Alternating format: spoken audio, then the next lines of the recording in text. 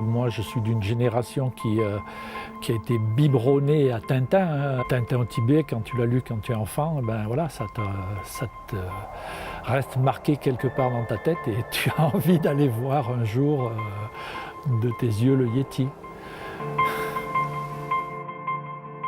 En 2010, on a fait ce voyage qui allait de Bangkok à Delhi, en passant par la Chine. Et je dois dire que c'est le voyage qui est certainement, parmi tous ceux que j'ai fait, qui m'a le plus marqué. On a voyagé pendant 3 mois et on a passé une douzaine de jours au Tibet.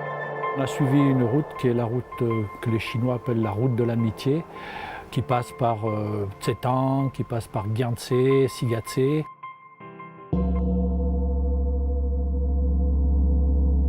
Alors qu'est-ce qui m'a le plus intéressé au Tibet? Pas spécialement les paysages, moi j'ai trouvé j'ai trouvé assez banal, sauf peut-être ce que j'ai vu de la vallée du Tsangpo, les grands fleuves asiatiques, c'est toujours impressionnant, et puis la partie Himalaya évidemment.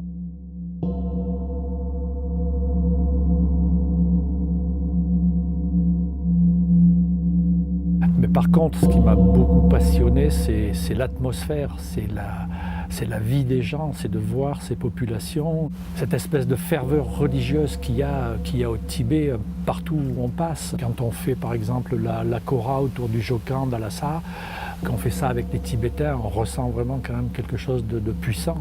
Et puis les gens sont très gentils au Tibet.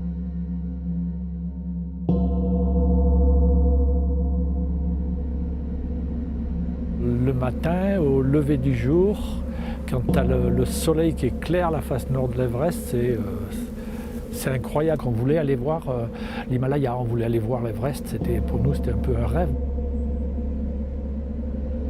Et quand tu arrives au camp de base de l'Everest, à 5200 mètres d'altitude, c'est vraiment c'est fantastique. Tu restes un peu ébahi. Et là on a rencontré toute une bande de motards tchèques qui étaient arrivés avec leur Harley. Là, ils étaient une bonne dizaine. Ils arrivaient directement de République tchèque. C'est un peu surréaliste, à un moment, on ne s'attendait pas à ça, quoi. Avec mon épouse, on a fait beaucoup de voyages dans le monde, mais l'Asie nous fascine particulièrement, ce qui fait qu'on y est déjà allé 16 fois en 39 ans, dont 4 fois en Chine.